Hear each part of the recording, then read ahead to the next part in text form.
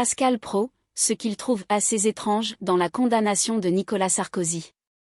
L'ancien président Nicolas Sarkozy a été condamné à 5 ans de prison, dont une partie avec mandat de dépôt différé et exécution provisoire, dans l'affaire du financement libyen. Une décision qui suscite l'incompréhension de Pascal Praud. Le jeudi 25 septembre, le tribunal correctionnel de Paris a rendu son verdict dans l'affaire des soupçons de financement libyen liés à la campagne présidentielle de 2007. Nicolas Sarkozy a été reconnu coupable des associations de malfaiteurs et condamné à 5 ans de prison, dont une partie assortie d'un mandat de dépôt différé avec exécution provisoire. L'ancien président a cependant été relaxé pour d'autres chefs d'accusation. Cette décision judiciaire a immédiatement suscité de nombreuses réactions.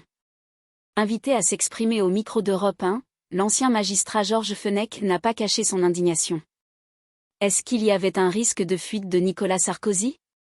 Est-ce qu'il y avait un risque de récidive ? Non, a-t-il affirmé. Selon lui, le tribunal a bafoué la présomption d'innocence et ignoré le principe du double degré de juridiction. Pascal Praud, une étrange décision judiciaire. Les juges, aujourd'hui, se permettent de ne pas respecter ces grands principes fondamentaux de la justice.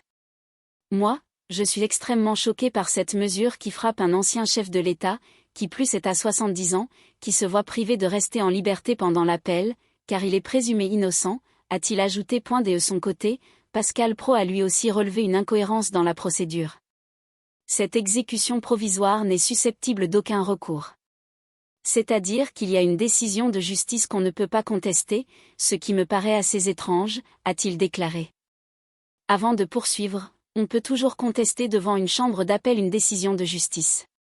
Qu'est-ce qui va se passer, là, le 13 octobre ? Qui va recevoir ?